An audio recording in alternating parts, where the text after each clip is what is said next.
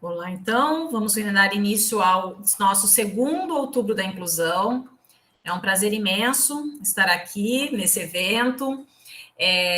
Nós estamos online, né, de forma remota por conta da pandemia do Covid-19, mas acredito que ano que vem, se tudo der certo, graças aos cientistas, graças às vacinas, né, nós estaremos no presencial, movimentando o colégio, como foi feito da primeira vez. Eu vou conversar um pouquinho com vocês sobre isso, né, um pouquinho da história do evento.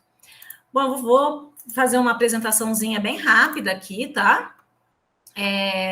Nós escolhemos o tema do nosso evento, né, como a educação com prática de liberdade, tendo como referência um autor muito importante na educação brasileira, que é Paulo Freire, tá? Paulo Freire, vocês já devem ter ouvido falar, alguns devem ter ouvido falar muito bem, outros devem ter ouvido falar muito mal. E a ideia é trazer um pouco de reflexões que tenham como norte, né, a obra do Paulo Freire, que esse ano seria o centenário do nascimento dele. Então, por isso, a importância do tema e a importância de conhecermos um pouco esse autor. Nós não temos o objetivo aqui, nesse evento, de explanar e dar aulas sobre Paulo Freire, mas temos Paulo Freire como norte da nossa prática, da orientação que está tendo esse evento. E para quem tiver interesse, é sempre bom dar uma lida, tem várias resenhas na internet, para que vocês não caiam no senso comum, né, no discurso raso de que Paulo Freire, que a nossa educação está contaminada por Paulo Freire, porque se ela tivesse de fato contaminada, talvez a gente não tivesse nessa situação que estamos, ok? Então, leiam, é sempre importante ler, até para que vocês possam refutar e questionar a obra do autor. Bom, rapidamente, comentar um pouquinho sobre a comissão organizadora. É um evento organizado por mim, pela professora Heloísa, professor Maurício, professor Rafa, professor Murilão, professora Fernanda e o Rafael, que é um funcionário do colégio que nos ajuda aí com todo o suporte técnico para que esse evento aconteça, tá bom? O Outubro da Inclusão, ele foi um projeto idealizado pela professora Camila, tá? A professora Camila, alguns aqui já conhecem, talvez alguns não conheçam ainda. Ela é professora de geografia e no ano de 2019 ela fez um curso na Unicamp, onde ela tinha que trazer as discussões sobre inclusão para dentro do colégio. E ela desenvolveu esse projeto, que na época foi bem legal, porque teve uma participação muito ativa dos alunos, os alunos fazendo cartazes, fazendo pesquisas. Então, foi interessante nesse sentido, porque os alunos tiveram esse protagonismo, o que, nesse momento que nós estamos, fica um pouco mais difícil por conta dessa realidade virtual que nós estamos vivendo. Então, este ano, a gente tem como proposta a discussão de temas importantes, como a educação pública, o feminismo negro, os coletivos, né, os coletivos negros que ocorrem, né, que acontecem dentro das universidades, ou até mesmo de colégios, né, fica aí a dica para pensar um coletivo dentro do colégio do Cotil, a questão das cotas, tudo isso pensando em formas de inclusão, tá? E, como eu comentei logo de início, nós temos como Paulo Freire a convicção de que a educação de qualidade, propiciada por um colégio como o nosso, levará os nossos alunos e alunas a se posicionarem criticamente frente à realidade e a moverem estruturas que já não servem mais às demandas da sociedade. Essa é a nossa ideia, esse é o objetivo do Departamento de Humanas, esse é o objetivo do Departamento de Exatas. A gente está falando dos nomes antigos, mas é isso. É esse o objetivo do colégio, ok? Bom, para a gente dar início, antes de dar início, nós temos aqui a programação. Essa programação está disponível no site do Cotil. E para fazer essa abertura, nós fizemos um convite aos nossos ex-alunos, nossos orgulhos, que são o Lucas Tardelli e o Gabriel Franklin, que estão presentes aqui nesse evento. Querem dar um oi aí, Tardelli, Gabriel? Oi, boa noite, boa noite. Querem contar um pouquinho de vocês, aquilo que a gente estava conversando? O que vocês estão fazendo agora? Pode falar aí, Tardelli. Pô, a gente começou, na verdade, muito mais por questão de afinidade. Tipo, eu conheci o Frank e ele fazia música também. E aí a gente se encontrou mais ou menos nas propostas do que a gente queria falar, do que a gente queria fazer.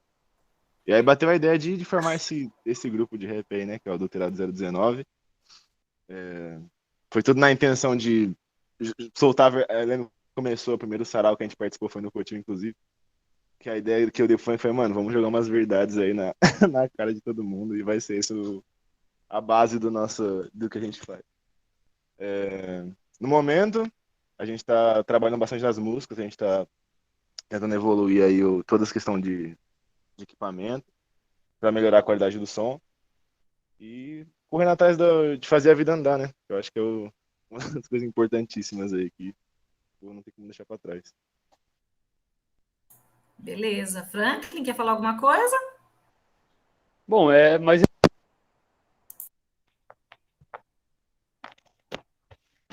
Tá cortando, Franklin. Voltou, né? Mas reforçar isso mesmo, a gente se conheceu em 2018, no primeiro ano do Cotil, e cada um já fazia suas músicas, suas letras e tal, e a gente viu que as ideias, apesar de ser um estilo pouco diferente, na verdade bastante diferente, as ideias se conectavam ali de certa forma, então foi bem legal, a gente começou a fazer as músicas juntos e tal, no sarau, teve o Cotil Art, que também foi um dia memorável, né, pra gente, e atualmente a gente segue fazendo esse trabalho, tentando evoluir aí a questão técnica, a questão de equipamento e tal, mas é isso, né? É uma trilha longa e a gente está só no começo. E muito obrigado pelo convite, o Murilão conversou com a gente sobre a oportunidade de estar aqui, a gente achou muito legal, então muito obrigado aí, os professores, e a todo mundo que está assistindo. Nós que agradecemos, Franklin, Tardelli, né? A gente fica nós todos estamos muito orgulhosos da trajetória de vocês, de saber que a gente também o Cotil teve aí um papel fundamental aí na trajetória musical e pessoal e acadêmica de vocês. Então, vou pedir permissão, então, de apresentar um clipe, né? É clipe? Fala-se clipe ainda, né, meninos? Sim. Na verdade, é um corte, esse caso específico, é o corte de uma live que a gente fez em parceria com a produtora Bons Ventos. Inclusive, foi um dos primeiros trabalhos mais profissionais que a gente fez, sabe? Tipo, de assinar um contrato, assim, e tal. Então, quando o Murilão pediu para eu escolher algum material nosso, assim, eu quis trazer falei com o Tardelli, né? A gente escolheu esse clipe da live porque foi um passo bem adiante que a gente deu. E a gente achou que a música também ficou bem, bem forte, vamos dizer assim. Ok, então vamos lá. Eu vou mutar aqui o meu microfone para não dar eco e vou colocar a música, então, dos meninos aí.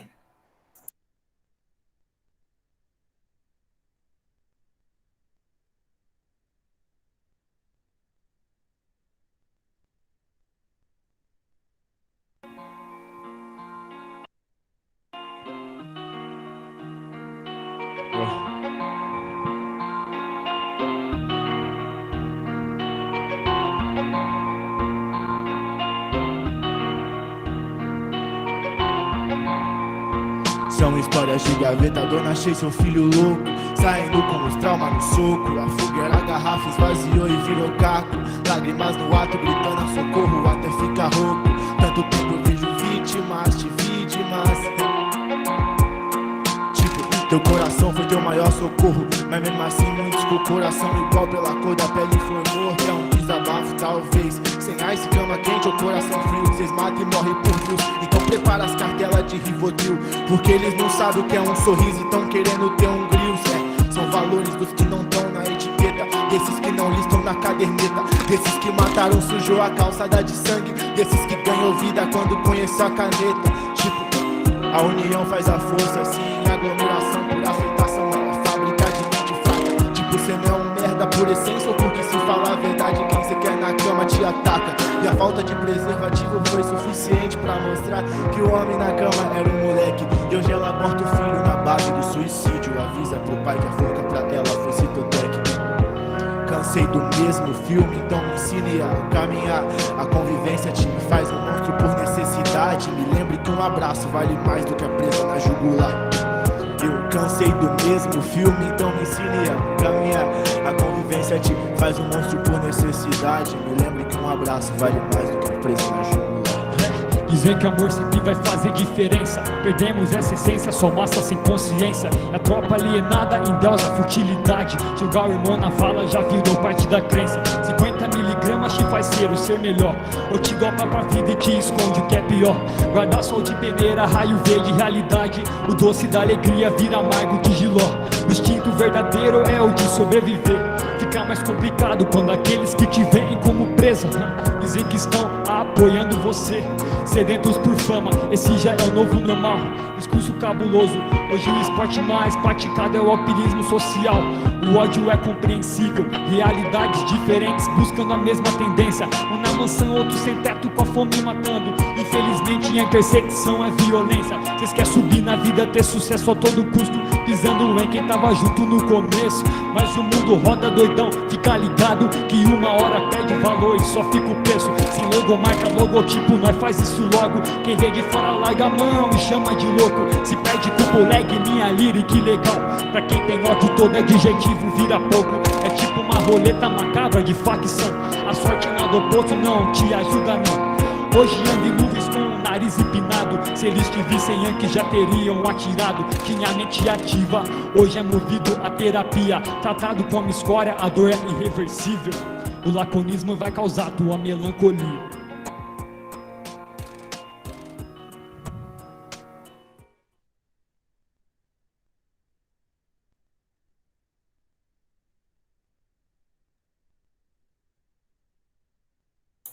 Muito bom, meninos.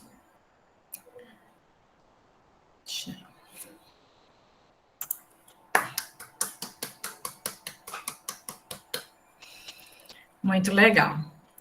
Deixa só eu, para a gente, então, agora, agradecemos muito, então, a disponibilidade do Lucas e do Gabriel estarem aqui nesse evento, de permitirem que a gente compartilhe esse áudio, né, essa música. Ficamos muito felizes por isso. E, como estão vendo aqui os comentários, né, só elogios, né, muito bom, vocês são muito bons. É que vocês não viram eles tocando ao vivo no Cotil Arte. Quem sabe, né? Quem sabe? Que foi demais. E agora, então, a gente vai dar início à palestra, né, do Marcos, professor Marcos.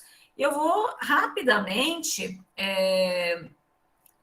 desculpa, antes de falar do Marcos, eu queria só mostrar aqui para que vocês sigam, se inscrevam no canal deles, né, Adulterado 019, para que vocês conheçam mais o trabalho do Tardelli e do Franklin, tá bom?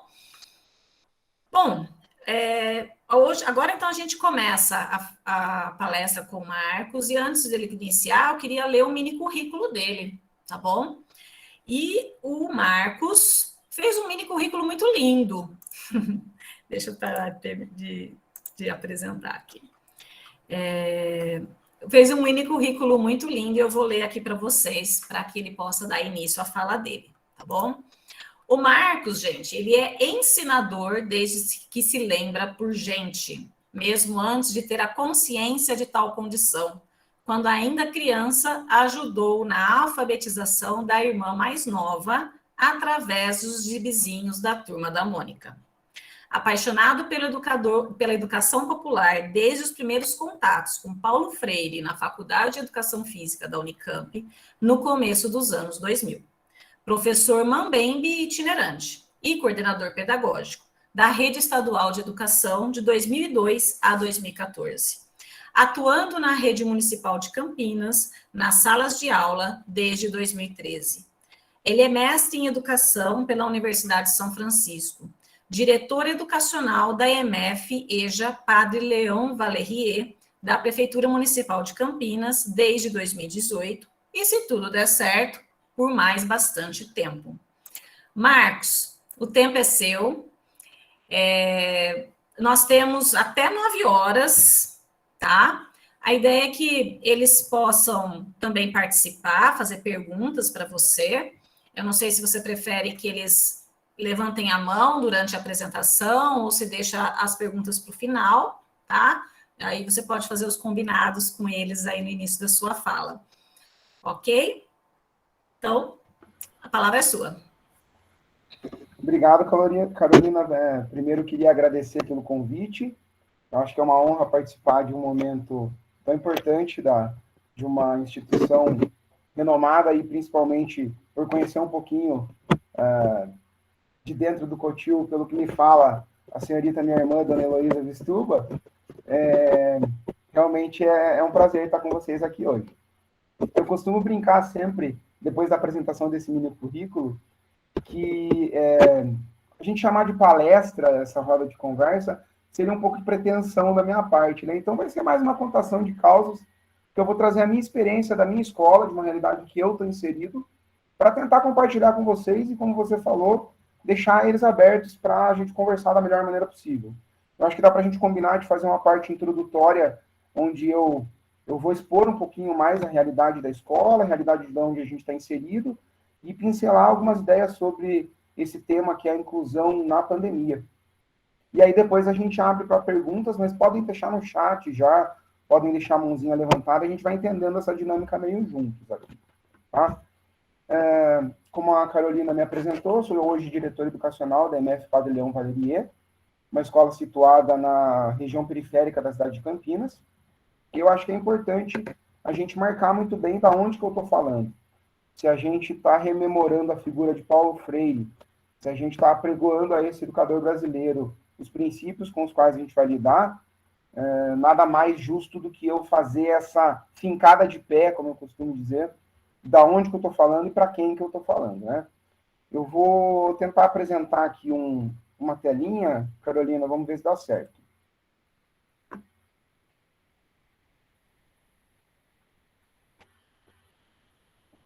Cara, aqui por esse jeito não vai dar certo.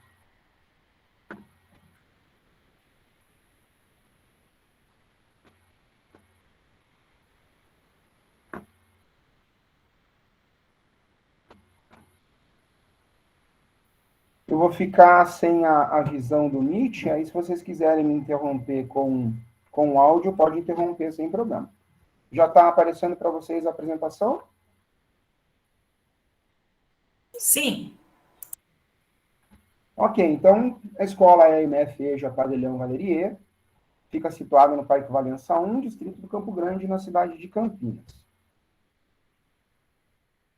O distrito do Campo Grande ele é, desde 2015, nomeado assim como distrito. Ele é uma macro-região da cidade de Campinas, e a gente costuma fazer a brincadeira que ele é o nosso Capão Redondo, porque ele é da ponte para lá, né? Ele fica depois da Bandeirantes.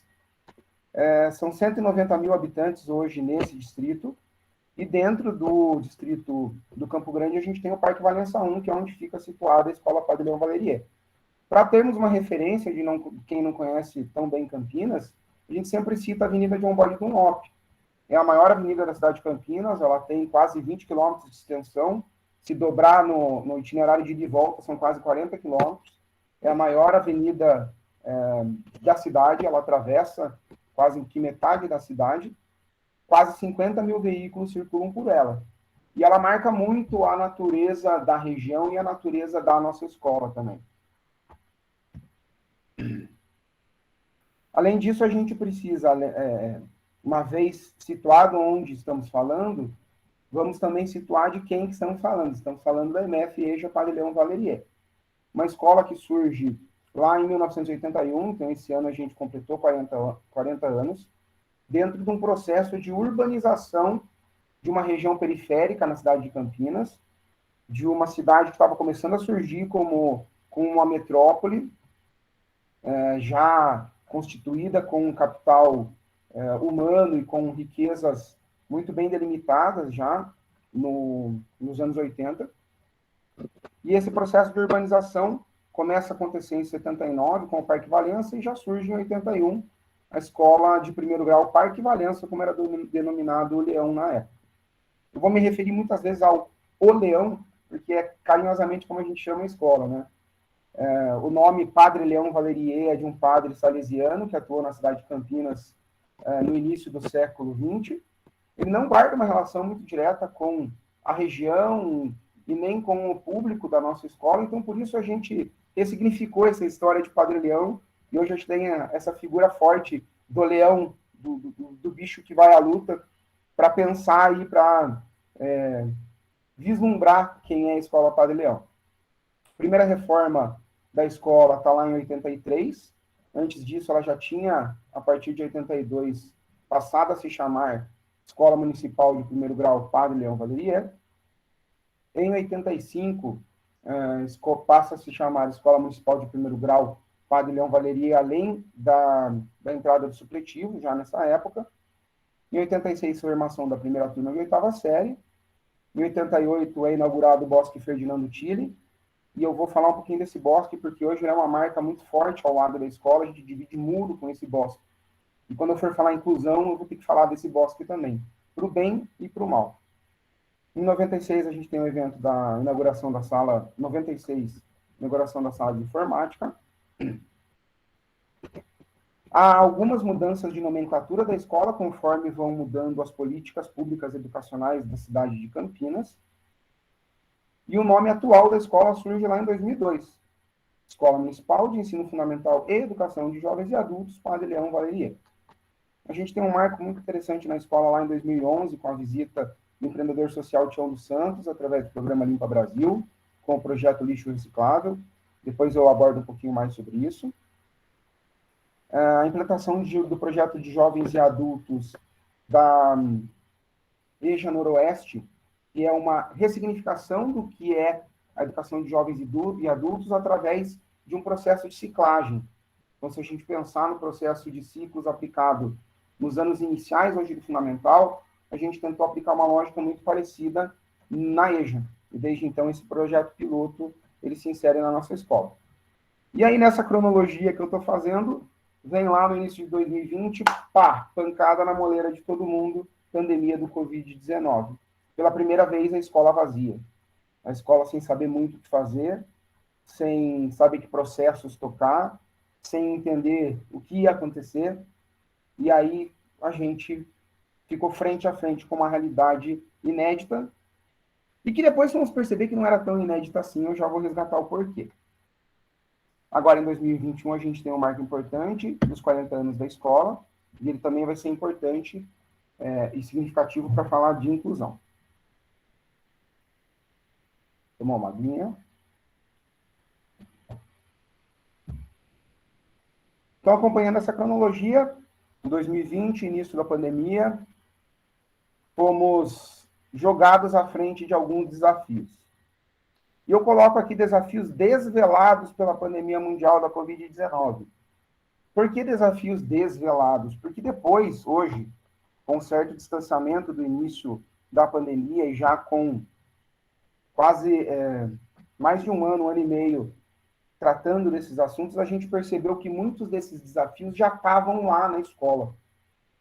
Por conta da pandemia, por conta da situação, eles foram desvelados. É essa palavra que eu tenho usado ultimamente. A gente percebe hoje que não foram desafios que surgiram por conta da pandemia. Eles estavam lá e estavam escondidinhos na loucura que é o cotidiano escolar e no tanto de demandas que a gente não consegue dar conta numa escola do tamanho da escola Padre Leão Valerier. A gente fala de uma escola hoje com mais de 1.000 alunos matriculados, que atende os 3 períodos de funcionamento. Parte da manhã a gente tem os anos iniciais de 1º a 5º, parte da tarde a gente tem os anos finais de 6º a 9º, e à noite a gente tem a EJA. Então é uma escola que vive um cotidiano que é uma loucura. E esses desafios estavam lá, mas a pandemia os desvelou para a gente. O primeiro foi essa pergunta que eu solto aqui: será que realmente somos freirianos? Por quê? Porque éramos uma escola que se apregoava freiriana, que se colocava como defensora de princípios freirianos. E aí, com a pandemia, com essa, principalmente, um caminho muito nebuloso para ser percorrido, que a gente não tinha ideia de como seria, e como a gente iria implementar processos que pudessem estar calcados nos princípios freirianos, veio essa pergunta: será que realmente somos freirianos? Com base nisso, veio a segunda pergunta: como incluir todos e todas na realidade remota? Por que eu faço essa pergunta e por que surgiu um desafio? Porque a natureza do trabalho remoto, ele está muito próximo, numa linha muito tênue, com a exclusão, com a possibilidade de não ser inclusivo.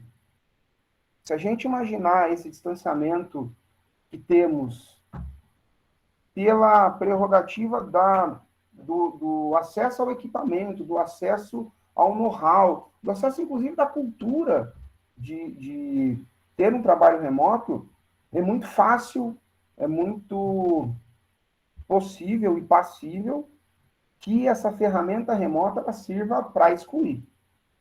E aí a gente fez essa pergunta e fomos tentar entender os processos, se era possível fazer a inclusão de todos e todas na realidade remota.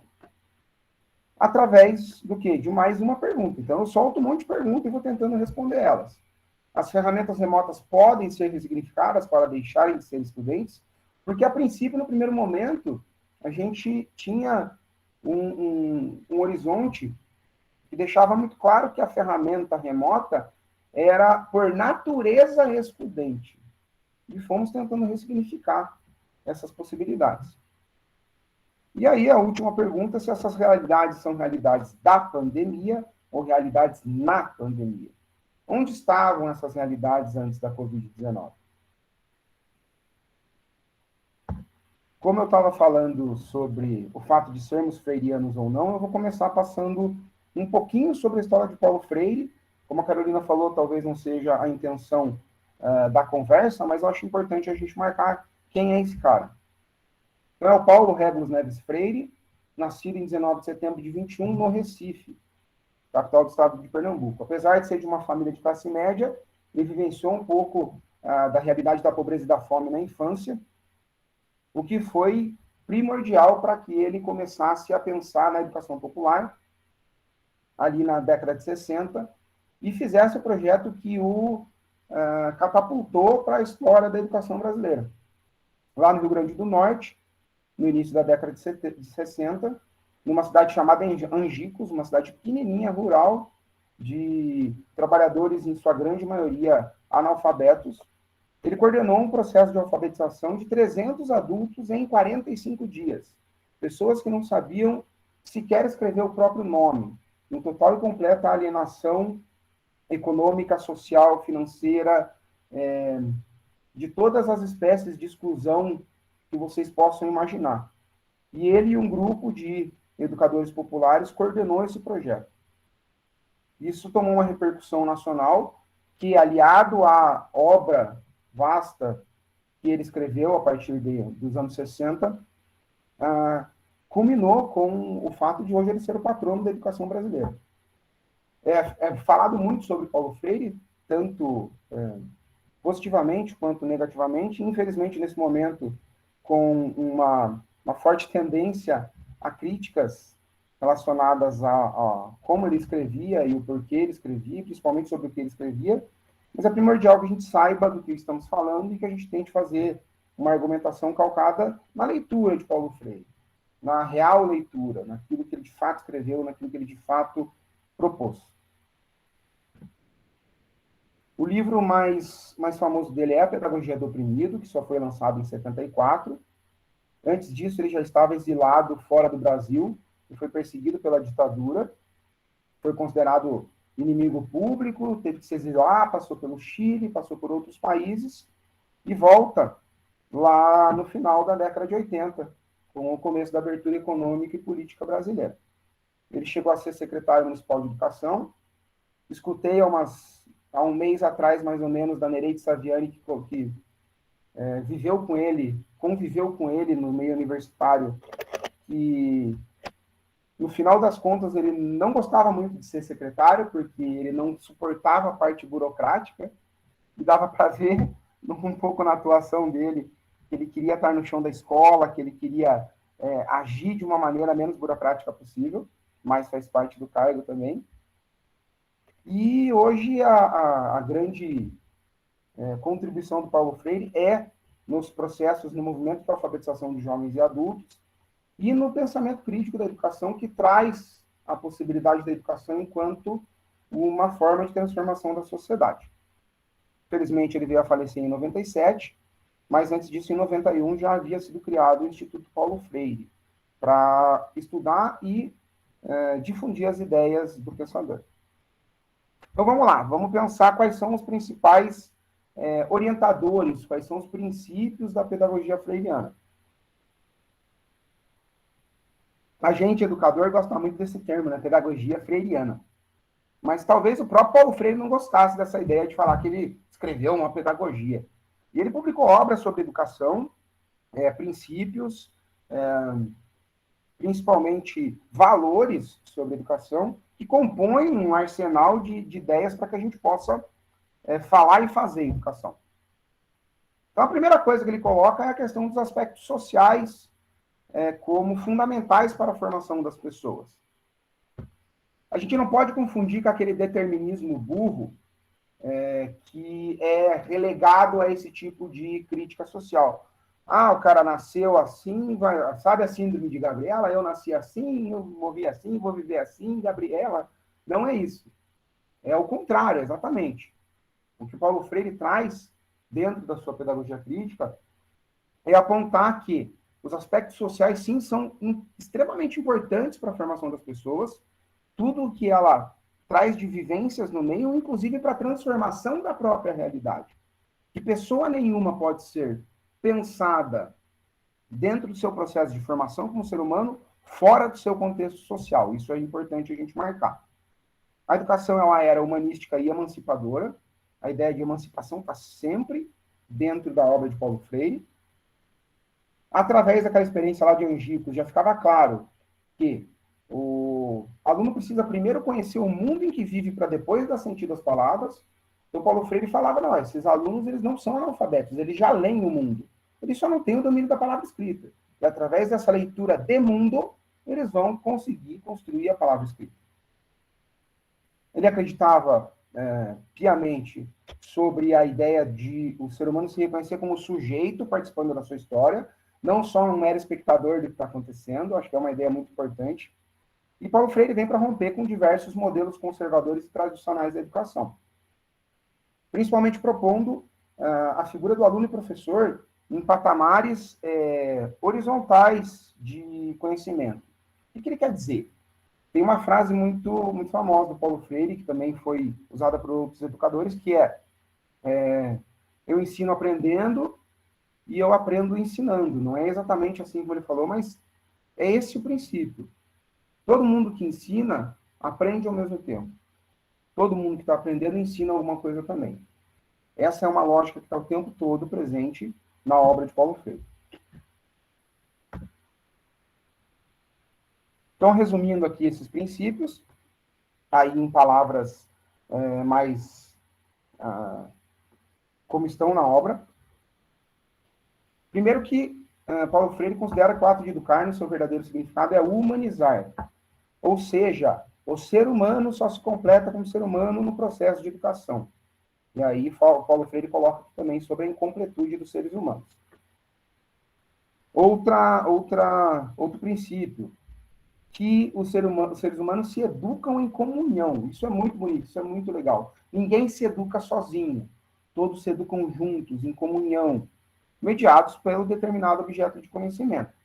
E Paulo Freire colocava como principal objeto de conhecimento a realidade vivida. E partia sempre da realidade do contexto,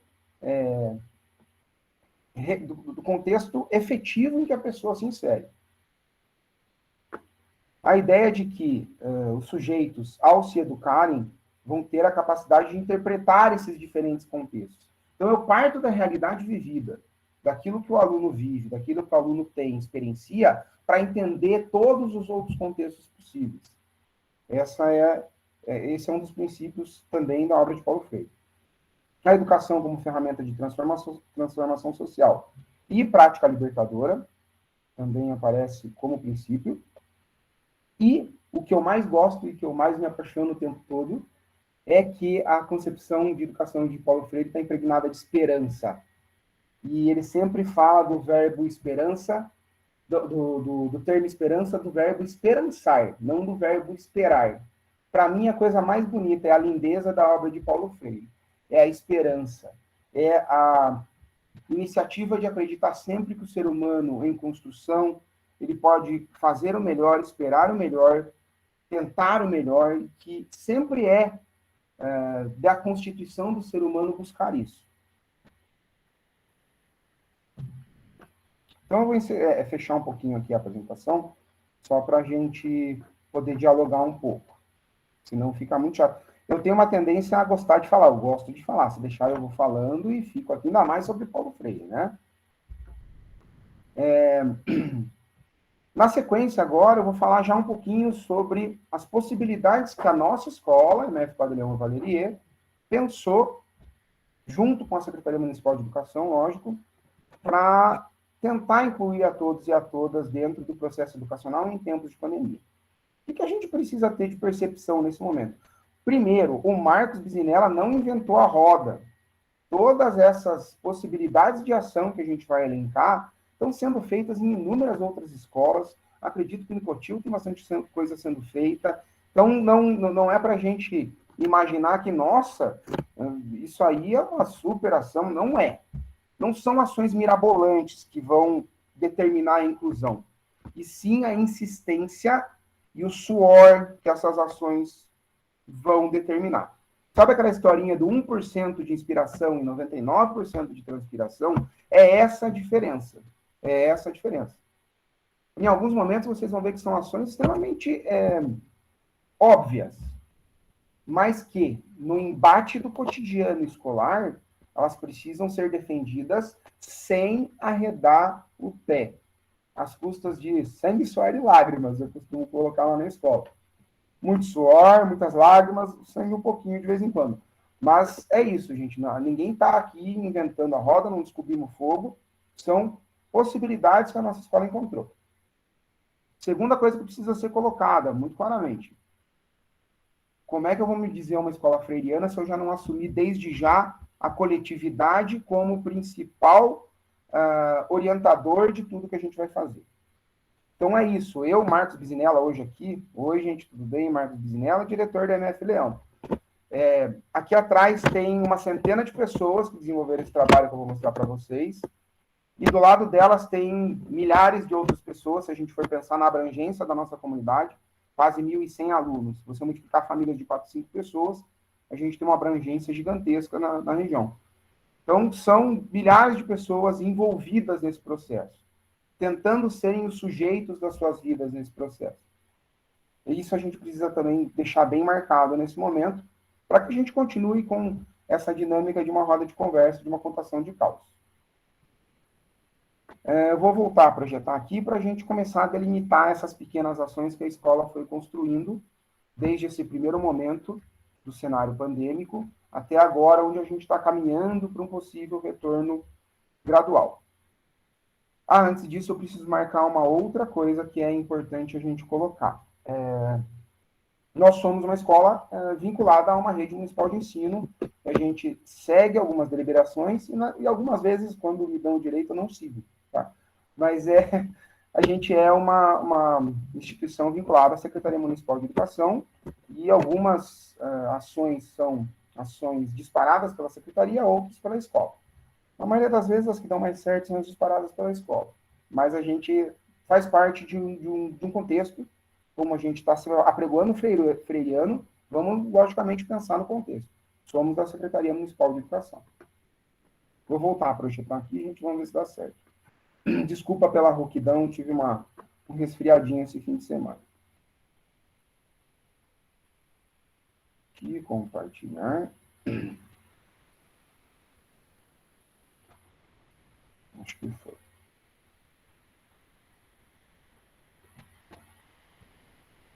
Então vamos lá, falamos um pouquinho de Paulo Freire, a gente falou que, será que somos freirianos? Será que não somos freirianos? Tá. Paulo Freire não foi o cara que falou que a humanização e o processo de educação se dá na realidade específica, no contexto, na ação, reflexão, ação. a gente, educador, também adora esse termo. Alunos que estão escutando aí, vocês vão escutar bastante isso. Ação, reflexão, ação.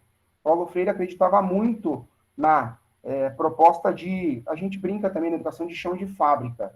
Quem faz a educação é quem está lá todo dia, se lascando na escola, agora se lascando na frente do computador. E através desse processo de ação, reflexão, ação.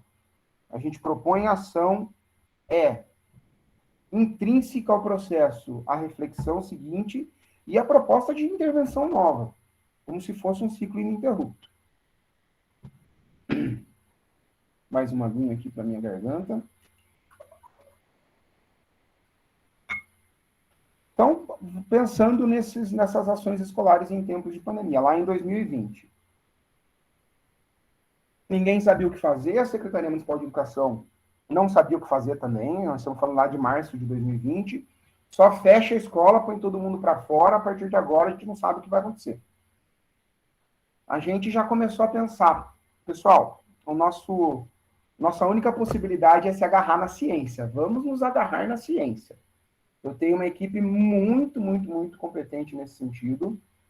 Uma das minhas orientadoras pedagógicas é uma bióloga com muito conhecimento na área médica, inclusive, e ela foi falando pra gente, olha, Marcos, isso aí tá com cara de coisa que vai durar um bom tempo, porque todo mundo falava, né? Ah, não, a gente fica março fora, já passa, essa pandemia nem vai chegar no Brasil, tá lá na China. E a gente já começava a desenhar algumas possibilidades que se tornaram concretas, em que a escola iria ficar fechada há bastante tempo. Primeira coisa que a gente bateu o pé na escola, e que isso eu já falo para vocês que foi 99% de transpiração, sim, que é a construção pedagógica coletiva. O que isso quer dizer, Marcos? Quer dizer que a gente botou como princípio fundamental que toda e qualquer possibilidade de ensino remoto que fosse pleiteado pela Secretaria Municipal de Educação, na nossa escola ia ser feito de maneira coletiva. O que isso quer dizer, Marcos? Quer dizer desde da coisa mais simplesinha, que é formatação de atividades para a plataforma de forma extremamente coletiva, então grupões, esses grupões reduzindo em grupos menores e construindo atividade, a gente soltava na plataforma uma atividade por semana, grandona, que tinha todos os professores juntos construindo aquela atividade. Então, desde de algo simples assim, até questões macroestruturais da escola. Definição de que verbas que a gente ia investir para melhorar a estrutura da escola para um possível retorno, a definição de como que a gente ia fazer o registro, porque os alunos também que estão por aí, vocês não sabem o quanto a escola demanda de registro. Tudo a gente tem que anotar, tem que registrar, tem que pôr no PPT, no nosso plano. Até isso a gente deixou bem claro que desde o primeiro momento a gente não ia tirar o pé de uma construção pedagógica coletiva. E é importante ressaltar, também isso não surgiu do nada, tá, gente? Eu não acredito numa escola feita às pressas para a pandemia de uma maneira diferente do que ela era antes da pandemia. Há que se ressaltar que a nossa escola, a MF Padre Leão Valerier, já era uma escola que tinha essa verve, esse sangue coletivo. A gente não conseguia sistematizar de uma maneira muito clara, mas em tempos de pandemia, isso foi meio que a contrapelo da história, a gente teve que efetivar essa sistematização do que era o trabalho coletivo. Então, não acredito numa escola que de uma hora para outra, puf, vamos ser inclusivo agora. Não. Eu acredito numa escola que estava caminhando e que não largou mão dos seus princípios e que falou, na pandemia nós vamos fazer do mesmo jeito e melhor do que a gente estava tentando fazer antes. Se surge uma escola que consegue fazer essa mudança, bato palmas de uma hora para outra. Mas eu acho que as escolas que deram conta dessa possibilidade de inclusão é porque já tinham um caminho traçado, já tinham um estofo, algo construído dentro dessa lógica de coletividade. E quando eu coloco construção pedagógica coletiva, a gente passa por algumas decisões importantes que nós, da gestão, precisamos tomar. Então, a gente tem um problema muito sério na rede municipal de Campinas, que é a não formatação da Lei Nacional do Piso, Isso os professores estão carecas de saber, que a gente sempre fala disso, mas os alunos talvez não conheçam. A gente, professor, defende, alunos queridos, que a gente tenha uma jornada em que 1/3 da nossa jornada seja destinada para planejar, para montar aula, para conversar com colega, para bater papo sobre melhores estratégias de ensino. Então, a gente gostaria que 1/3 da nossa jornada fosse para isso. Algumas instituições conseguem seguir, outras não. A grande maioria não. Apesar disso já ser texto legal e já estar tentando uma regulamentação. A Prefeitura Municipal de Campinas não segue. Então, a gente tem, não dá nem 25% da jornada do professor, que é destinado para os tempos pedagógicos coletivos, dá cerca de 20%. O que a gente fez no momento de pandemia? Aproveitamos o momento remoto, sem deixar de cair a qualidade do atendimento do aluno, propusemos para os professores, a partir de agora, como a gente está com vocês em casa, nós vamos fazer a nossa lei do 1/3. Vocês vão cumprir 1/3 da jornada de vocês de forma remota. Como é que a gente vai efetivar isso, Marcos? Na questão burocrática. Isso aí eu me viro. A gente vai, conversa com a secretaria e começamos a ter a possibilidade de pagar aula em substituição para professor. Então, primeira coisa, a construção pedagógica coletiva, ela pressupõe de tempos e espaços. Tentamos criar esses tempos e espaços. Na sequência, fizemos uma aposta no processo de disponibilização de atividades e possibilidades de ensino. Só que aí que tem que ficar muito claro para os alunos qual é o foco da disponibilização de atividades e possibilidades de ensino. Muitas escolas da nossa própria rede direcionaram o foco apenas para o processo de disponibilizar a atividade. Então, está aqui, aluno, a atividade está aqui, nós, enquanto escola, cumprimos a nossa função social. Nós voltamos o foco para o processo contrário, para o processo da devolutiva do aluno. Então, a gente se preocupou, de fato, vamos disponibilizar, está aqui. Agora, aluno, pelo amor de Deus, como é que a gente vai fazer para que você devolva essa atividade, para que você faça, para que a gente tenha o feedback, para que isso... Lembra? Ação, reflexão, ação. A gente aplicou aí também. Então, a nossa proposta, ela ia pelo foco da devolutiva do aluno. Então, qualificando os tempos que os professores tinham para poder trabalhar essas atividades, para conversar com o aluno, não simplesmente criando um depositário de atividades para que o aluno tivesse o acesso. Terceira construção, que foi uma construção que também dependeu de muito suor, sangue e lágrima. A manutenção dos princípios humanos, éticos e solidários intrínsecos ao planejamento pedagógico. Como eu coloquei para vocês, a gente já tinha uma verve humanística na escola, a gente se defendia como freiriano, mas aí no meio de uma pandemia, em que a Secretaria Municipal de Educação vem mandando um monte de coisa de cima para baixo, é difícil essa manutenção dos princípios humanos, éticos e solidários. Infelizmente, para quem é gestor, em alguns momentos a gestão escolar, ela se opõe a princípios humanos, éticos e solidários. Isso é um embate muito ferrenho, que quem era educador e agora está como gestor, tem que fazer o tempo todo. Mas a gente bateu o pé. Nós vamos manter aqui essa escola, que é uma escola solidária, uma escola acolhedora, uma escola que está para o aluno para o que ele precisar, dentro das nossas possibilidades, lógico. Então, nós vamos manter esses princípios. Na sequência, a ideia do atendimento à comunidade, em diversas frentes. Nós temos a equipe gestora, grupo de funcionários e professores. Para falar sobre isso, é importante a gente entender qual que é a realidade social de uma região como Campo Grande e do Parque Valença. Nós estamos falando hoje da região de Campinas com o menor IDH da cidade, Índice de Desenvolvimento Humano, com a maior taxa de mães solteiras negras como chefes de família, com salários abaixo de um salário mínimo. A gente está falando de uma região que, no primeiro mês de pandemia, já sentiu os efeitos sociais dessa pandemia. E a escola não podia fechar os olhos para isso. Não podia. Eu me questiono o tempo todo, nesse 1 ano e meio, e antes também, se é essa a função da escola. Se a gente tem que distribuir cesta básica, se não tem. Mas a verdade é que a realidade estava lá, a gente podia fechar os olhos, ou podia tentar fazer alguma coisa. A gente tentou fazer alguma coisa. De início, a gente criou a campanha Leão Solidário. Hoje, somamos mais de R$40 mil arrecadados ao longo da pandemia, desde doação em dinheiro, mantimento, produto de higiene. Já atendemos mais de 300 famílias nesse tempo, continuamente. Eu acredito que esses números sejam até um pouco desatualizados. Essa de uma apresentação que eu fiz um mês e meio atrás. Mas a gente está um pouquinho além desses 40 mil já. Conseguimos uma doação de cesta básica grande há uns 10 dias. Então, foi o que a gente precisava fazer no momento. Ah, Marcos, mas isso é assistencialismo? Não sei te dizer.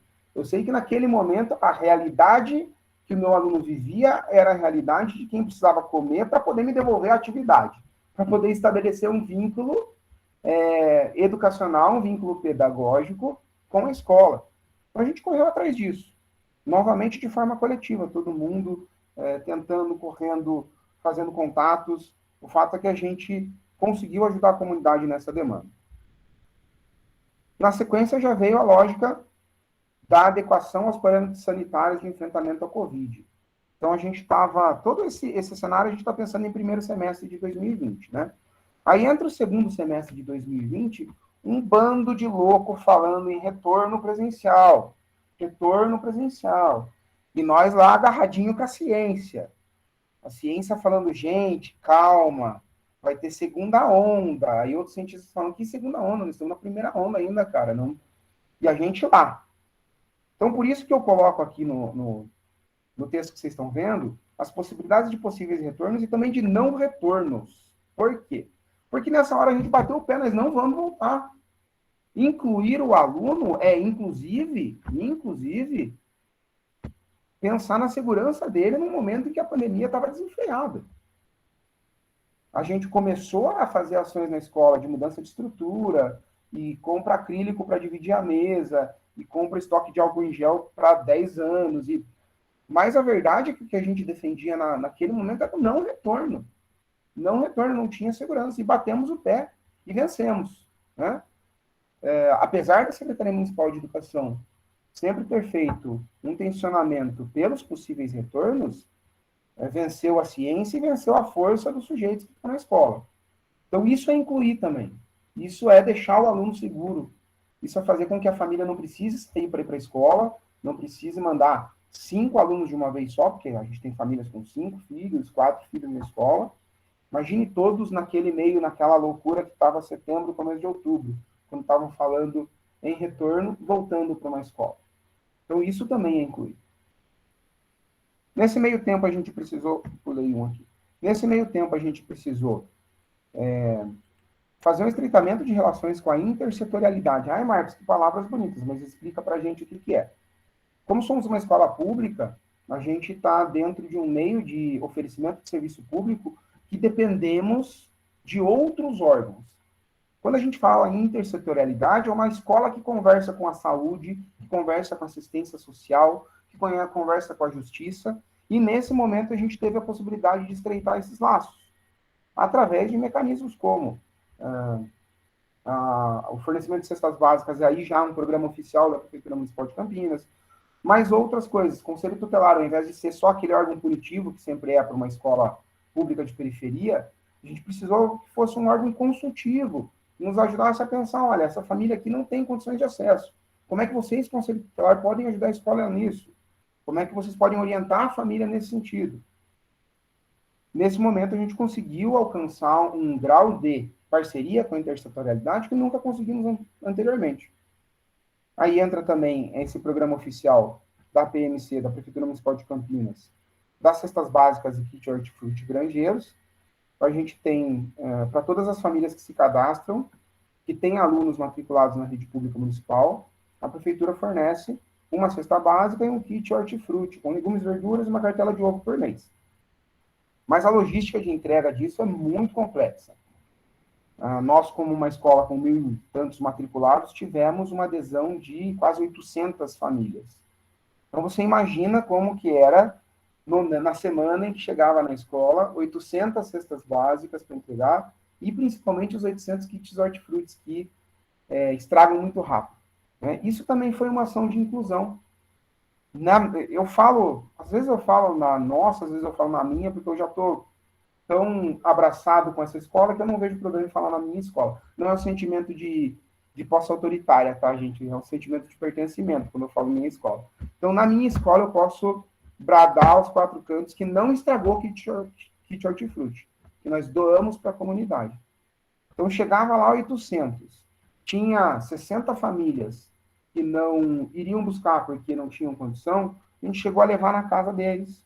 Ou então, a gente pediu autorização para as famílias, eles abriram mão. A gente doou para outras famílias necessitadas. Isso também é incluir. Essas ações corriqueiras também é inclusão.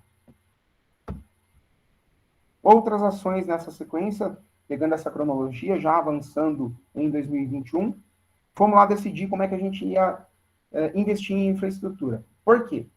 Porque, lembra que eu falei que a gente estava agarradinho com a ciência? Então, agarradinho com a ciência, a gente começa a ver um panorama em que agora dá para a gente falar em possibilidades de retorno. Então, a gente já está lá no presencial, com revezamento em 50%, metade dos alunos que indicaram retorno vão numa semana, metade vão na outra. Mas para a nossa escola hoje, já há possibilidades de estudo de retornos possíveis. Né? Seguro totalmente? Não, não é. Mas agarradinhos com a ciência, a gente vai brigando. E aí, tentamos investir em infraestrutura. A gente tem que dar o braço a torcer. Nesse momento, a Secretaria Municipal de Educação fez um aporte financeiro mais significativo para a escola e a gente conseguiu fazer as adequações. Trocamos janela, deixamos mais ventilado. Mas tudo isso de forma coletiva também. Eu acho que isso é importante. Reúne o conselho vota, se aprova, vai lá e compra, depois presta contas. Tudo muito de forma coletiva. E aí, em meio a todo esse tumulto, vem o nosso projeto Leão 40 anos. A escola está fazendo 40 anos. E a gente tem desde o ano passado, na verdade desde 2019 já, né? A intenção de, no ano de aniversário dos 40, fazer um grande projeto para rememorar a escola.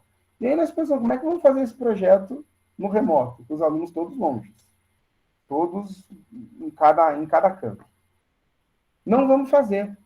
Aí o próprio coletivo não deixou a gente não fazer. O coletivo foi lá e falou, Marcos, nós vamos fazer. Daqui a gente criamos uma comissão, esse projeto caminhou ao longo do ano de 2021.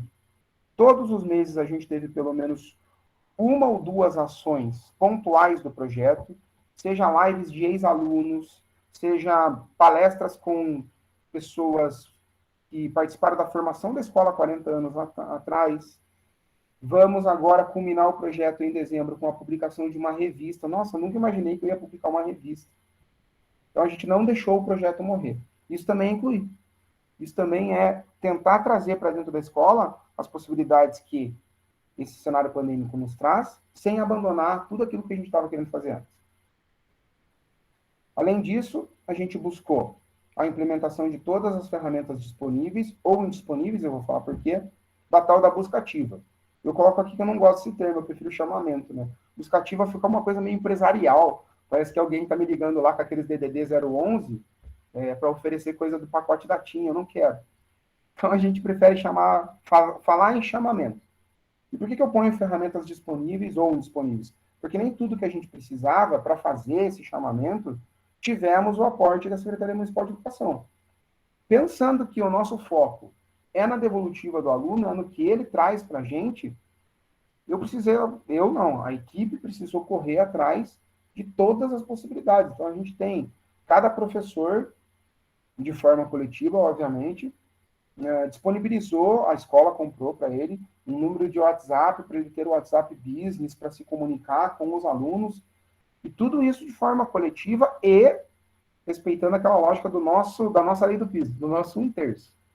Então, em alguns momentos, a gente sim, manejou a jornada dos professores, a revelia e a contragosto da própria Secretaria Municipal de Educação, para que tivéssemos mais tempo para essas devolutivas, para que a gente tivesse mais possibilidades de interação com alunos, seja por Meet, por atividade impressa, do jeito que fosse.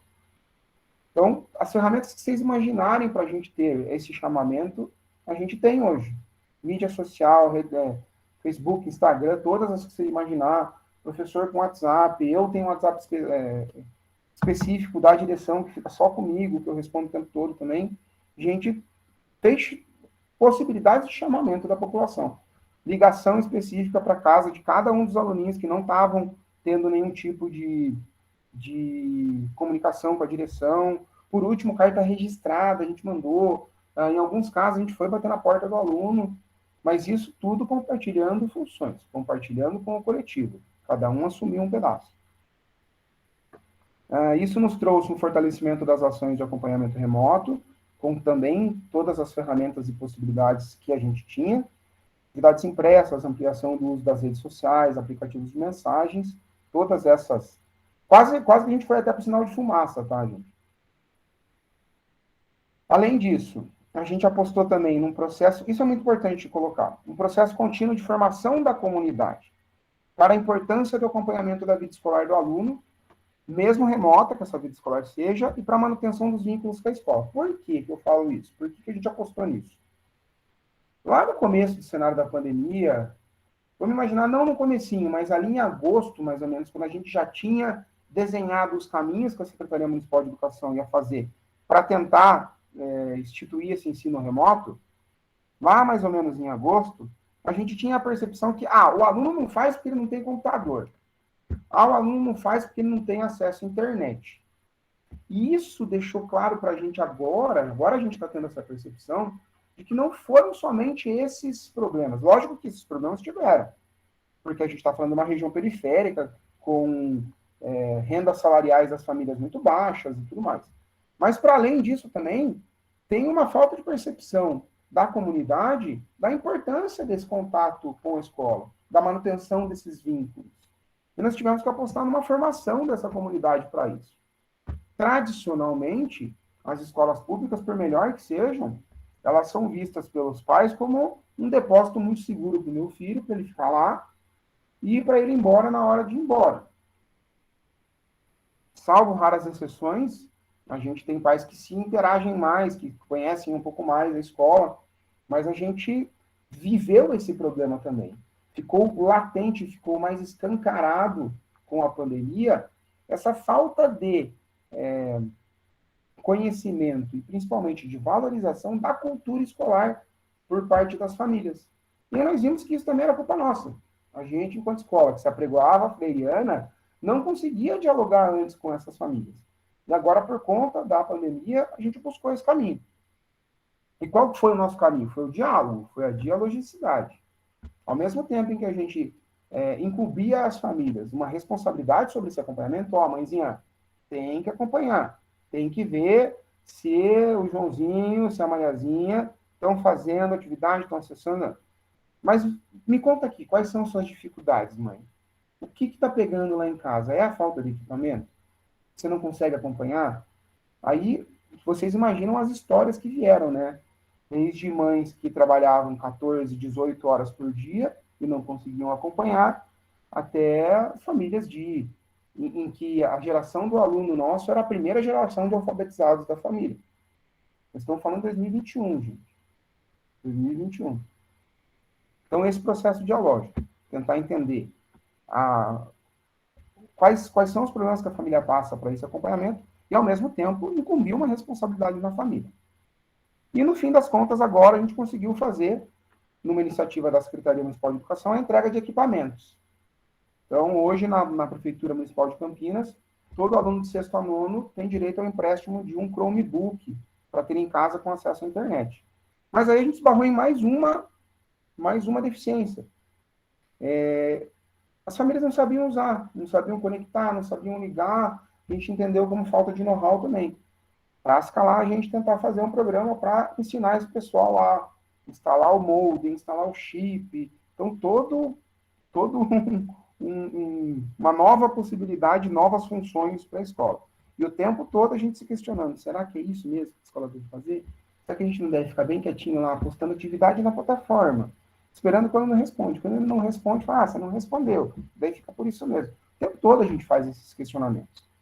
Porque dá muito trabalho fazer desse jeito que a gente estava tentando fazer.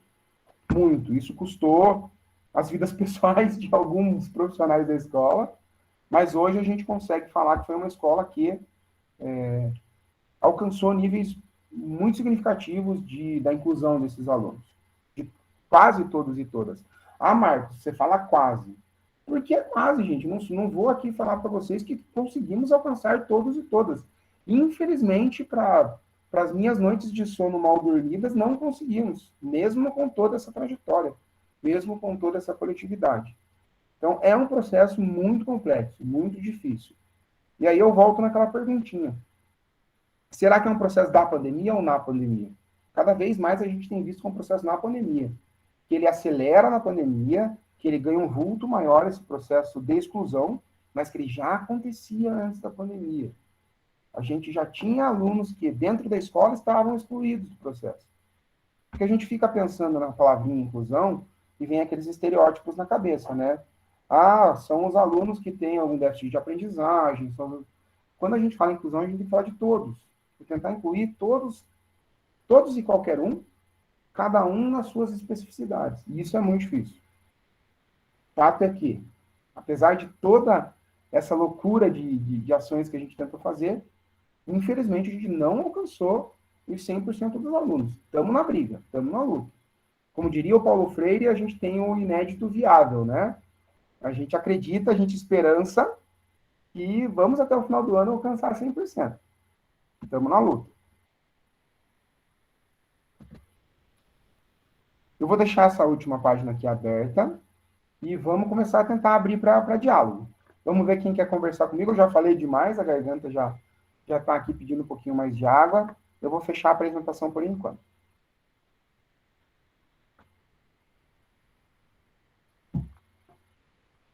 Vamos lá, gente. Quem quiser perguntar, pode pôr no chat, pode abrir o microfone, estou à disposição.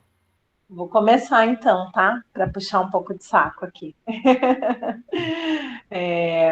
Não, eu estava ouvindo você falar e pensando assim, o quanto nos falta, como formação de vida mesmo, essa dimensão do que é o coletivo e do que são as responsabilidades de cada indivíduo dentro do coletivo, né? Porque você fica pensando, você estava falando lá de envolver todo mundo, conselhos, famílias e tal. E aí a gente se depara com uma realidade na qual as pessoas não querem se envolver, porque, como você disse, dá muito trabalho. Então, eu sou uma mãe que tem um filho na escola, eu só quero que meu filho vá para a escola, fique na escola. Se der para aprender alguma coisa, ótimo. Se não der, pelo menos não morreu sozinho ao longo do dia. Depois ele chega em casa e acabou, né?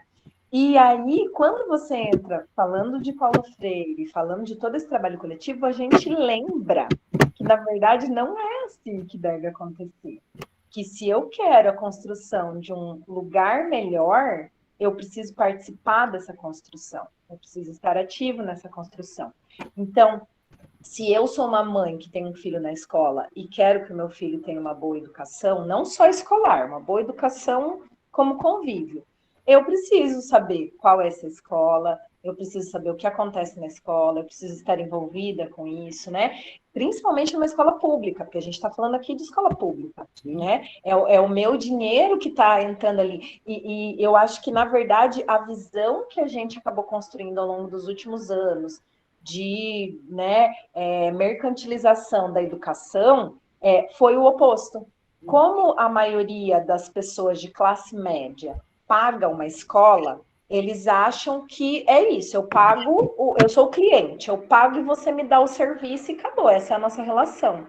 E aí, quando você traz essa parte do público, que a gente se lembra que não é isso que acontece na educação, que não deveria ser isso que acontece na educação. Que a escola não é um lugar no qual você vende o seu serviço de educar, de ensinar, e o aluno está comprando, né? Que é uma construção coletiva. Então, eu fico pensando assim, quantas oportunidades a gente perde por não saber que isso também compete a nós, né? Pensando, por exemplo, num colégio como o nosso, no colégio técnico. Quantas pessoas se dispõem a participar de uma associação de pais e mestres, né? Para saber a realidade do colégio?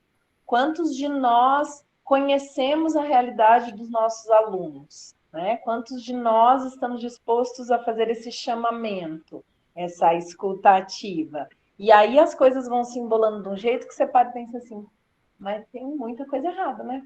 O que eu faço agora? E eu não vejo outra saída, pelo que você falou aí, não só por causa do exemplo que você usou do leão, mas principalmente por conta da pegada que a gente está aqui, da libertação, né? Eu não vejo nenhuma libertação possível no nível individual, que não seja no coletivo, né? É isso que ficou assim mais forte para mim. A gente quer se libertar, a gente quer ser autônomo, a gente quer uma sociedade melhor, tá, mas eu não consigo aqui sozinha, você não consegue aí sozinho e os nossos alunos não conseguem sozinhos. A gente precisa redefinir essa ideia de o que é verdadeiramente um coletivo. A gente, então vamos trazer Paulo Freire de novo para dentro, né?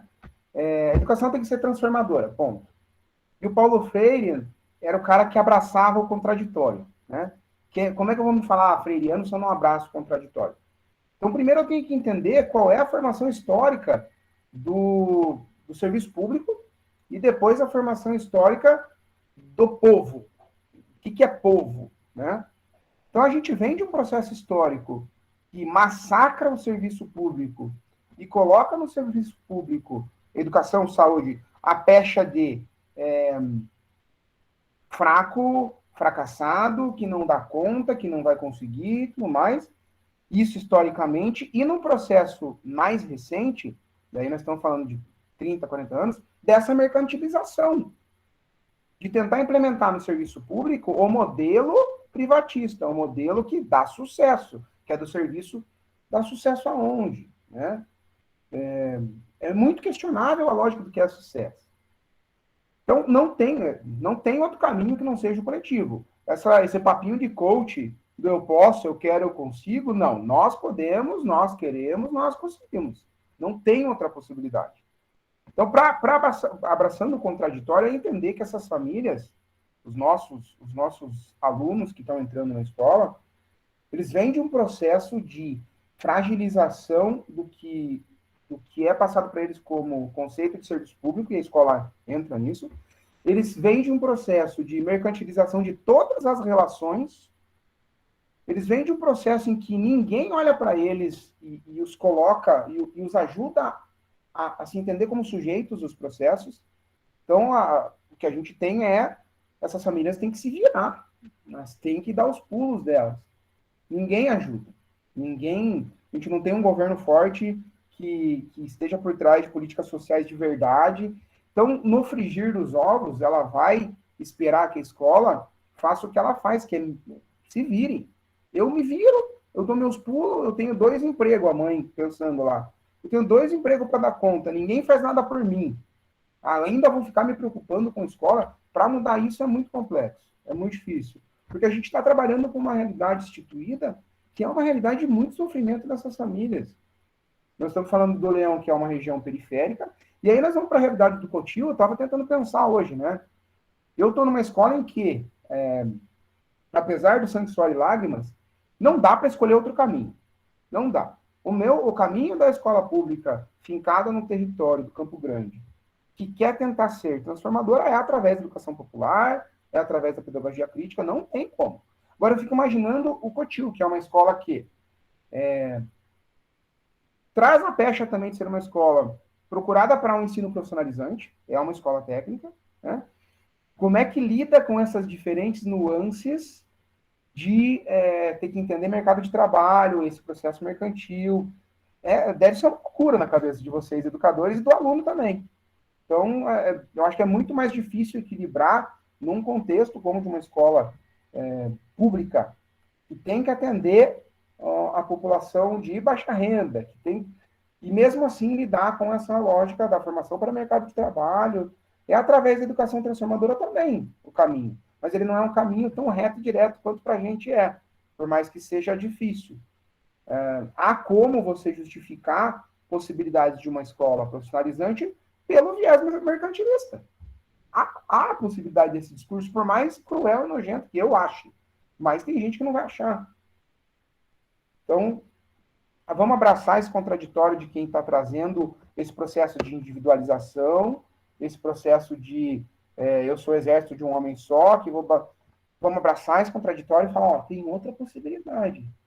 A gente aqui, enquanto escola, está falando para você que pode ser diferente.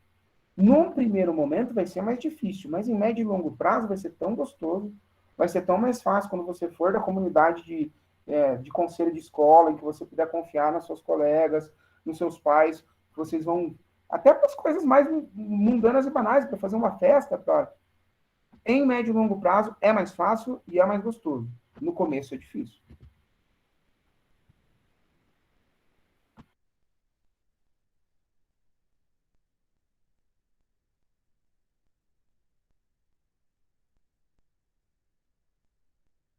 Eu queria, depois do contato dos dois meninos do rap, eu quero convidar eles para um rolê aqui em Campinas. Eles são de Campinas, inclusive. Então, acho que muito do que você falou deve ter batido ali com o que eles conhecem da realidade deles. Então, já fica o convite. Dá um rolê lá no Campo Grande, a gente faz um palco bacana. Isso para o ano que vem, quando a gente tiver num cenário sem pandemia. Ai, meu Deus, ajude. Oremos. Ô Marcos, eu queria que você comentasse um pouquinho, né? Eu estava na fila de vacinação da primeira dose, naquela fila gigantesca embaixo do sol, feliz por estar tomando minha vacina, e eu conversando com muitos professores, porque era o dia dos professores tomarem a primeira dose. E eu ouvia relatos de professores extremamente sobrecarregados por conta desse trabalho remoto. E aí eu estou falando de professores da prefeitura da cidade onde eu moro, tá? Então, era casos de WhatsApp, por exemplo, professor de educação física contando que na escola que ele trabalha tinha 4 irmãos que estudavam na escola e no fim de semana a mãe mandava o videozinho das crianças fazendo as atividades e isso turbinava o WhatsApp dele, era coisa assim de 1000 mensagens, uma coisa assim absurda e que ele tinha que dar um feedback, porque afinal de contas as famílias estavam enviando essas atividades, enfim. Queria que você comentasse um pouco como é que foi essa questão com os professores, né? Essa questão do trabalho remoto e todo esse trabalho que vocês fizeram, esse trabalho coletivo, que é cansativo, né? Como você está colocando, suor, sangue, lágrimas. Como que isso se deu, os relatos que você ouvia dos professores, enfim. Queria que você comentasse um pouquinho sobre isso. Talvez hoje seja o maior desgaste nosso, enquanto equipe gestora, gerenciar essas possibilidades. Todos os professores estão exaustos, estão cansados, estão dando o máximo que eles poderiam ter dado. E eu acho que o caminho primeiro, por essa construção coletiva, né? E segundo, enquanto equipe gestora, quando a gente teve a possibilidade de dessobrecarregar o professor de algo que a gente acreditava que podíamos nós fazer, a gente fez, né? Então, o professor, ele topou fazer toda essa loucura de WhatsApp e atendimento fora de horário, porque ele viu uma contrapartida por parte de quem está gerindo. A gente, enquanto o SME, Secretaria Municipal de Educação, se a gente for fazer e delegar ao professor tudo aquilo que a secretaria está pedindo para eles fazerem, além do que a gente já colocou como princípio, ninguém vai fazer. Não vai acontecer. Então, o que a gente definiu enquanto equipe gestora, acabou sobrecarregando quem? A equipe gestora, lógico. Mas foi uma escolha nossa consciente nesse momento.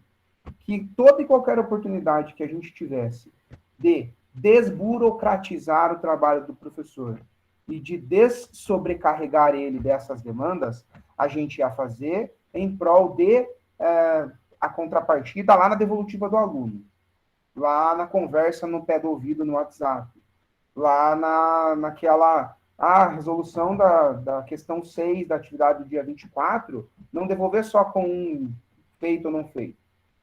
Então, os professores conseguiram enxergar isso, que a gente está dentro, é a acepção da ideia de coletividade.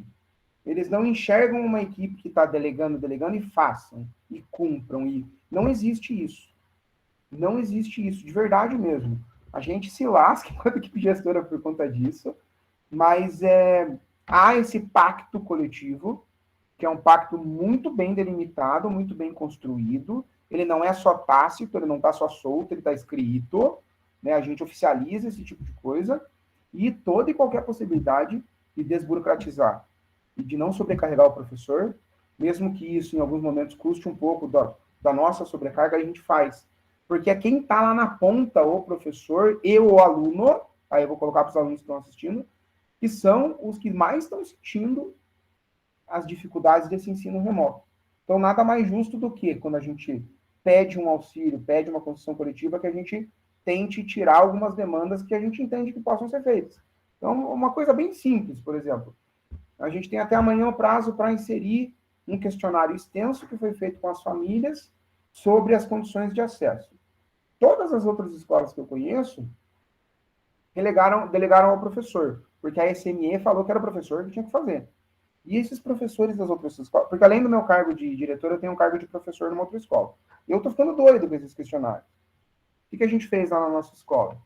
A gente transformou ele num formulário online, as famílias estão respondendo, cada uma de acordo com a sua possibilidade de maneira online, e durante a semana eu coloquei as minhas meninas da secretaria para digitar dentro do sistema. Então, tirei e desburocratizei um trabalho de professor para que ele tivesse mais tempo de fazer esse trabalho do chamamento, da conversa com o aluno. Mesmo assim, ainda há sobrecarga, a gente entende. Mas, estando em duas realidades diferentes dentro da mesma rede, eu percebo que a outra maneira de agir, que é pela não coletividade, pela individualidade, também não deixou de sobrecarregar o professor. Quem está nessa função, nessa ideia de trabalho não coletivo, cada um na sua plataforminha do Google, lá está tão sobrecarregado quanto os nossos que estão lá na coletividade. Talvez os nossos estejam menos exaustos por conta de estarem dividindo tarefas. Mas é um trabalho de convencimento. E volto a trazer. É uma conquista que ela é antes da pandemia. A gente já tinha esse espírito coletivo e que ele reverberou e cresceu exponencialmente, e só por conta de uma construção que já estava posta antes, é que a gente deu conta de fazer essas propostas agora. Mas é nesse sentido, a eterna brincadeira do morde e assopra. A gente cobra uma coisinha ali, tenta tirar um pouco daqui, mas é o convencimento diário, é uma luta diária, e todo mundo pensando, em primeiro momento, sempre em prol do aluno, da comunidade. Isso dá para ver, assim, no olhinho de cada professor que está lá, e realmente, hoje eles acreditam nisso, acreditam com bastante força. Ok. Alguém tem mais alguma pergunta, gente? Se vocês não tiverem, eu tenho mais uma. Eu tenho, Carol. Vai, fala mal, depois deixa a minha por último. Ô, Marcos, muito obrigado aí pela colaboração sua, né, primeiramente. Acho que, como um ex-professor da escola pública, no caso do Estado, eu também acho que me sentiria honrado de poder trabalhar aí nesse seu projeto aí. Mas, enfim, vamos lá. Eu queria voltar um pouco àquelas questões que você colocou no início, porque, como a galera sabe aí, me interessa muito, né, a questão da tecnologia, né, e eu queria fazer uma ponte de um raciocínio, né, e queria que você comentasse, né, no seguinte sentido, de que eu tenho uma percepção de que, sim, a tecnologia ela pode ser um instrumento alienante, né, que cria uma divisão, né, vamos dizer assim, desigual maior, mas vamos pegar no sentido freiriano, né, dessa questão bem, vamos dizer assim, bem realista, né, podemos dizer até materialista da pedagogia freiriana, de que temos que partir da realidade, né, a educação começa lá na realidade.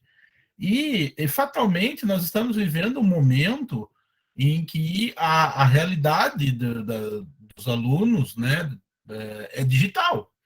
Né? A realidade dos alunos é digital. E eu queria saber, então, como que você vê essa questão.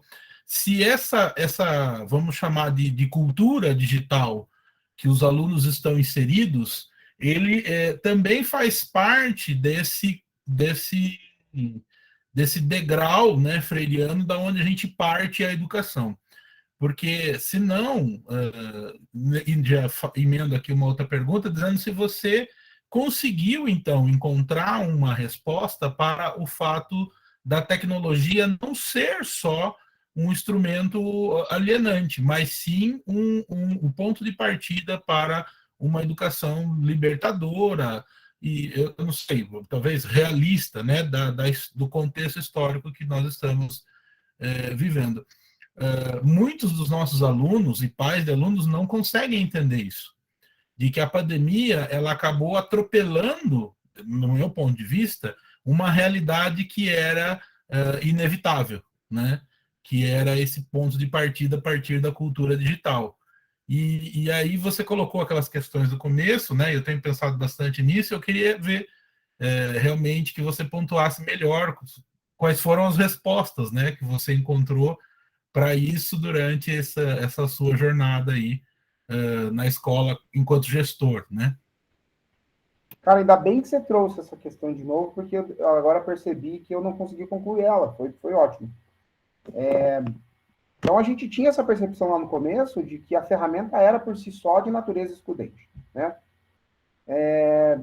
E hoje a gente percebe que não. É isso mesmo. A ferramenta não tem a natureza excludente. Ela tem sim, e aí ela tem uma questão que é, o que a gente precisa pensar? A educação, ela é feita tete a tete. A gente não vai conseguir pressupor dessa coisa... A gente não vai conseguir pressupor da educação do lado do aluno ali. A gente não pode pressupor, essa é a verdade. A gente não pode pressupor.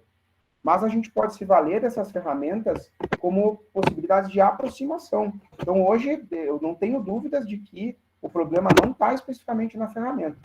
A ferramenta, ela não é excludente por natureza. O que é excludente é o princípio que está por trás da utilização dela. Aí sim, se eu for pensar nos meios digitais como substituição ao trabalho docente, como mercantilização de fórmulas prontas e aulas Telecurso 2000, sei lá. Se eu for pensar nessa proposta de digitalização, ela vai ser excludente.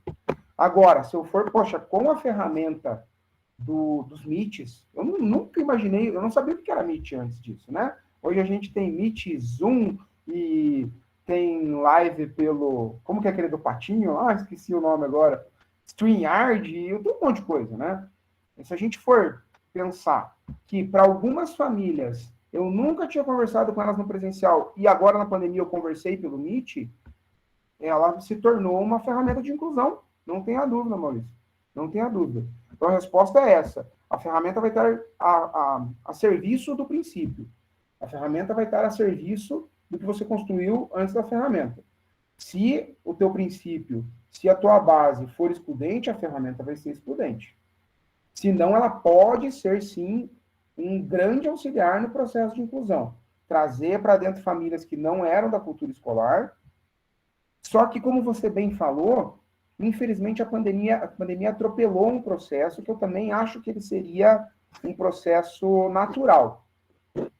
E aí a gente saberia, dentro do nosso know-how de professor, fazer isso da melhor maneira possível, trazendo essa tecnologia para dentro do chão da escola. O que atrapalhou o processo, o que de repente aconteceu para que a ferramenta se tornasse excludente? Teve que todo mundo fazer isso fora da escola, né?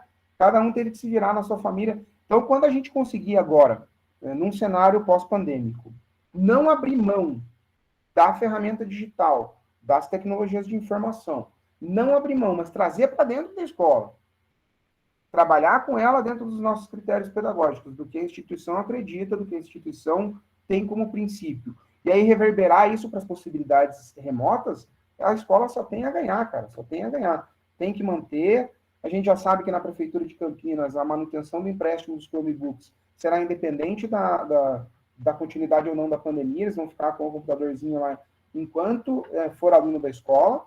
E aí a gente tem que pensar também só no hardware não só no hardware, mas também no software. Temos que pensar nas possibilidades das redes sociais. Essa semana a gente fez um monte de gincana com os alunos do presencial, em que eles gravaram TikTok. Então, coisas que, como eu falei, eu não estou inventando a roda. Minha escola não está descobrindo fogo. Obviedades, trazendo para dentro. O que faltou foi, como você disse, um atropelamento por conta da questão pandêmica, a possibilidade de a gente dar um trato pedagógico dentro da escola com essas ferramentas. Se a gente tivesse essa possibilidade, talvez muito das exclusões que acabaram ocorrendo, a gente tivesse conseguido trazer esse aluno para dentro, né? Mas a lógica é essa, não vai acabar, a gente vai continuar com as ferramentas, e isso tem que ser delimitado pela escola como que vai ser usado. Eu não consigo me imaginar sem usar essas ferramentas no futuro. Depois que eu descobri o Google Classroom, mas enfim, lembra, até eu conversei com o Maurício, né? Antes eu não sabia nada dessas ferramentas, ficava perdidinha e o Maurício dava uma aula para a gente, e aí nós fomos atropelados pela pandemia, e agora viramos meio que experts nisso. Marcos, a Bruna coloca aqui no chat, e os alunos que não possuem nem acesso à energia elétrica e aos equipamentos eletrônicos, como ficam? A escola tem que dar um jeito, a verdade é essa, a escola tem que, e aí a escola, a gente tem que implicar toda uma rede, né? No caso da gente, da Secretaria Municipal de Educação, a gente bate o tempo todo lá em cima que precisava de equipamento, precisava do acesso à internet, isso era importante. Enquanto não teve, a escola produziu atividade impressa, salvo os momentos em que a gente estava nas fases vermelhas da pandemia, a gente entregava na portinha da escola atividade impressa. Então, Bruna, essa realidade, ela existe. Por mais que pareça que a gente está num mundo feliz, em que todo mundo tem, de fato tem família que nem o acesso à energia elétrica tem. Ou de forma intermitente. Quantas famílias foram lá na escola falar, seu Marcos, eles falam seu Marcos, né? Seu Marcos, a gente não conseguiu postar atividade porque cortaram a luz de casa. É uma realidade. E aí, nós estamos falando de escola pública. O Estado, a figura do poder público, tem que olhar para essas famílias também. Ajudando a escola, dando equipamento que a gente possa imprimir, ou então providenciando a possibilidade desse computador, da internet, e, em último caso, uma vez que não deu conta de que essa família faça alguma coisa, entender que ela não vai fazer, gente. Entender que ela está preocupada com outras coisas mais importantes. Às vezes também a gente tem a falsa impressão, não é a falsa impressão, que a educação pode tudo e está acima de tudo, e não é assim, gente. Vai ter realidades, se a gente está falando de Paulo Freire, que considera a materialidade das situações específicas de cada ser humano. Vai ter realidades em que a escola vai esgotar todas as suas possibilidades de ação com essa família e, infelizmente, a gente vai tentar resgatar esse aluno depois. Não é o ideal. A gente ainda continua, como eu falei, o inédito viável. Por mais que a gente saiba que pode ter alguns casos que vão ficar pelo meio do caminho, nós não vamos abandonar esses casos. A gente vai continuar tentando buscar, tentando ir atrás, mas é uma realidade que a escola tem que estar atenta. Tem que tentar outras possibilidades. Nem que seja retirar a atividade impressa lá na portinha, se isso for possível. Isso eu estou falando de uma escola de ensino fundamental regular, na realidade que a gente está, né? Temos que pensar também nas outras possibilidades. Mas, nesse momento, a gente tem que estar aberto para toda e qualquer possibilidade de interação com a família, seja de forma remota ou esse remoto físico, né? A gente agora está num monte de termos híbridos que a gente não sabe mais como nominar. Mas o fato é esse, a escola tem que estar aberta para essas possibilidades.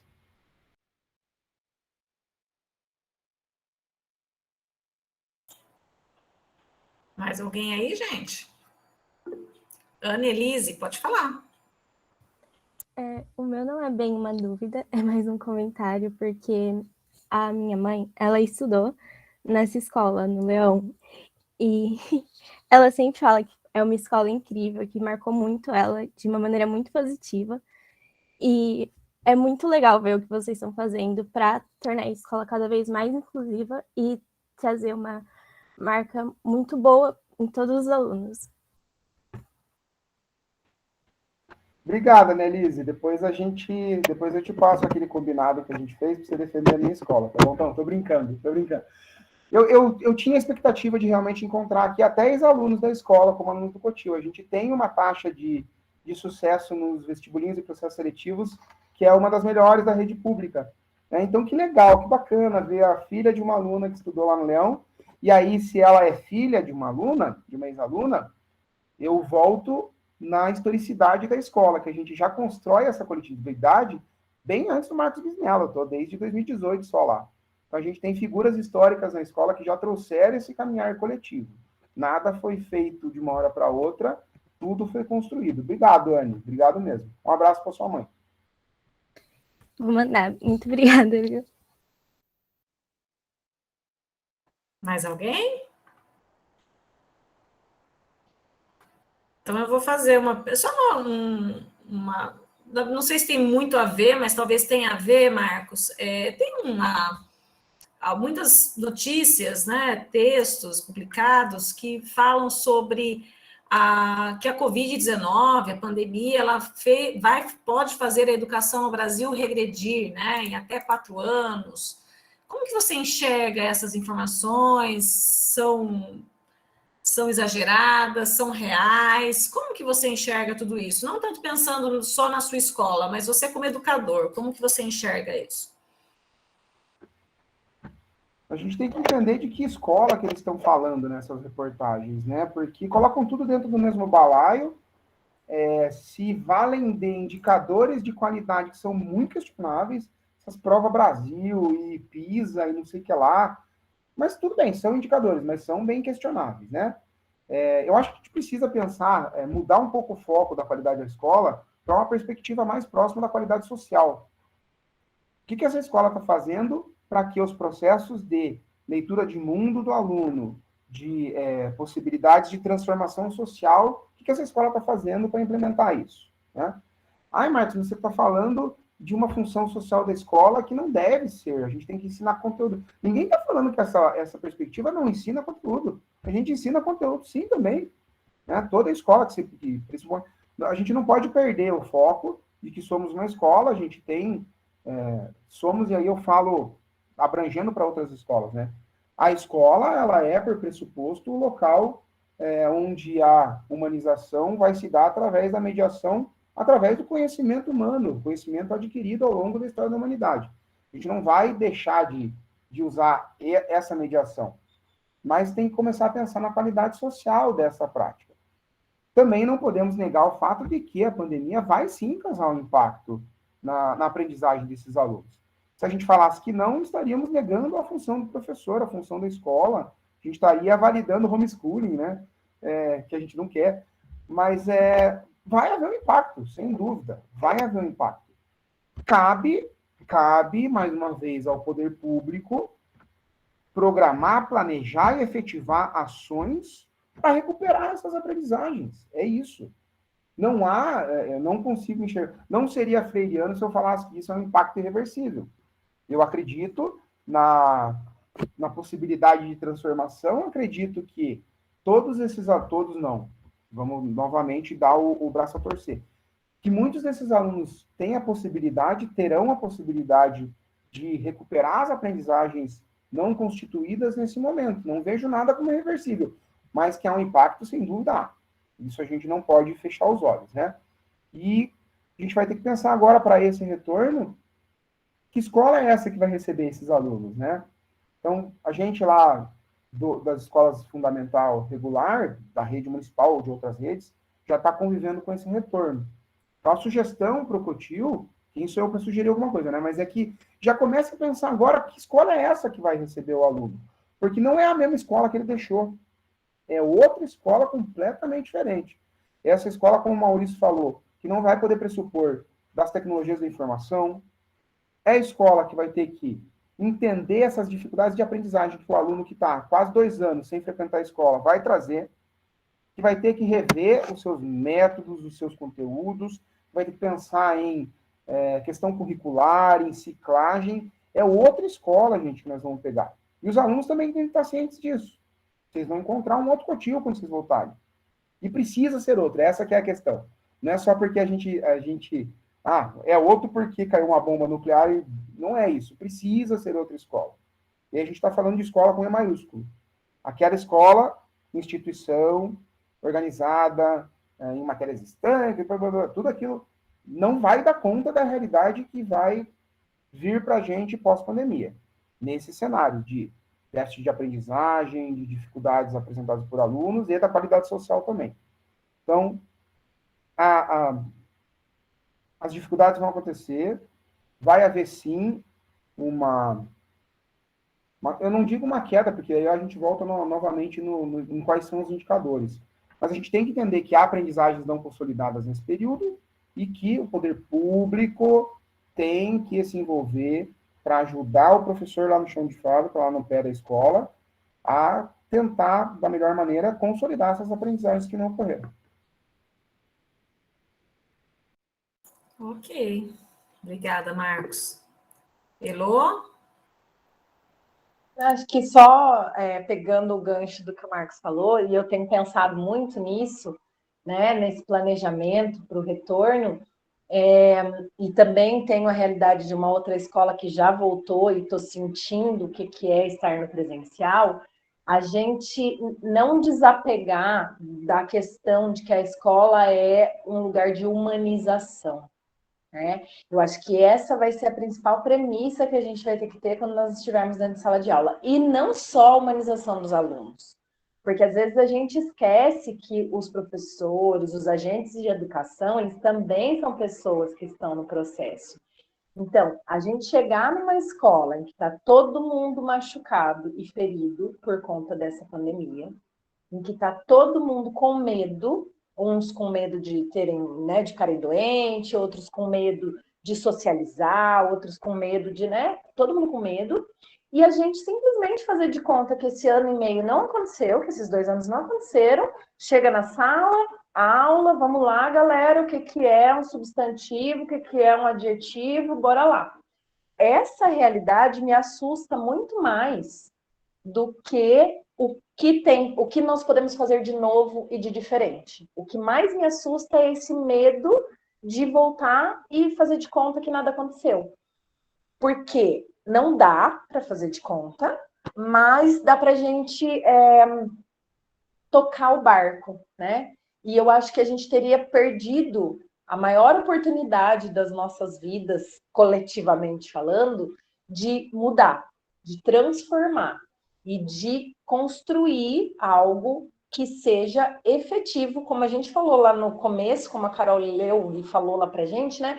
Algo que realmente agora atenda às demandas dessa nova sociedade, mas não as demandas do mercado, não as demandas do capitalismo, as demandas da sociedade. Então, os nossos alunos e nós precisamos de cuidado com a nossa inteligência emocional. Vamos atender essa demanda. Vamos dar conta disso para além dos conteúdos que ficaram faltando, né? É importante que meu aluno saiba o que é substantivo, mas é muito mais importante que ele não esteja tendo uma crise de ansiedade dentro da minha sala porque ele não sabe o que é substantivo. É por isso que a gente tem que estar atento para o termo. São as aprendizagens não consolidadas.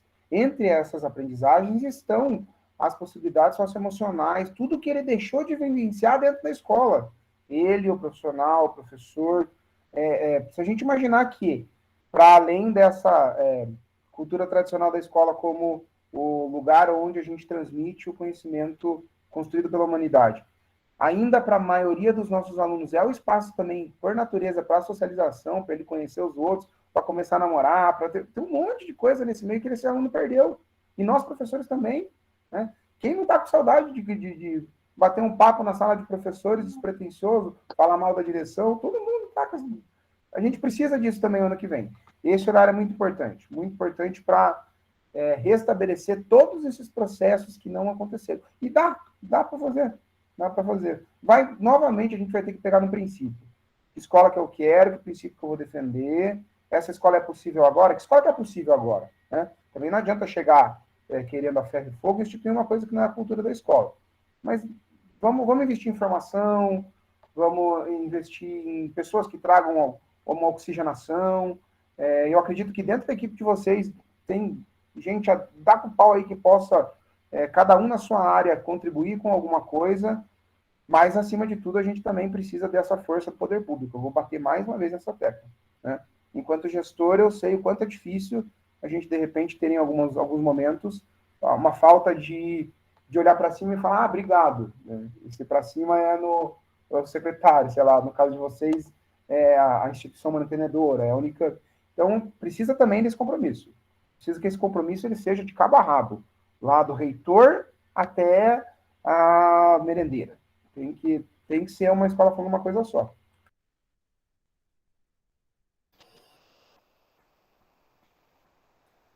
Bom, gente, acho que nós estamos, se ninguém mais tiver nenhuma pergunta, já estamos próximos do final.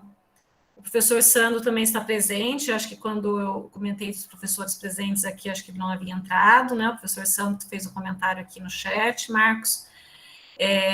Então, eu gostaria de finalizar a apresentação e agradecer a presença do Marcos, de trazer essa realidade para a gente. É um tema extremamente relevante. Talvez nós estejamos aqui no COTIL numa realidade até privilegiada, né? Eu sempre falo isso para os meus alunos.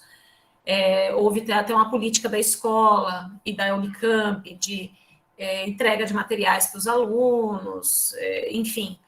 Então, estamos numa realidade, teoricamente, privilegiada, então é muito importante a gente enxergar essas outras realidades, que muitas vezes não é aquela que a gente está vivenciando. Então, gostaria muito de agradecer, Marcos, a sua presença, agradecer a presença de todos os professores, alunos, e esperamos vocês no próximo encontro, no dia 18, deixa eu só confirmar aqui, gente, no dia 18 de outubro, segunda-feira, vai ter uma roda de conversa com um coletivo negro, Conexão Preta, o Thiago Herculano, ex-aluno nosso do COTIL, hoje faz administração, se não me engano, administração na FT ou na FCA? Estou na dúvida. E o Thiago, ele é um aluno, ex-aluno, que está nesse coletivo, Conexão Preta, e vai fazer uma roda de conversa com a gente, para a gente entender um pouquinho essa atuação dos coletivos dentro da universidade, dentro do colégio, enfim. Eu acho que vai ser uma conversa bem interessante. Então, esperamos todos vocês dia 18, segunda-feira, à noite. Ok? Então, é isso, gente. Marcos, muito obrigada. Então, a gente vai encerrando. E até mais, gente. Boa noite a todos. Obrigado, gente. Tchau, boa noite. Obrigada. Boa para vocês. Tamo junto. Para vocês também. Tchau. Valeu, gente. Tchau, tchau.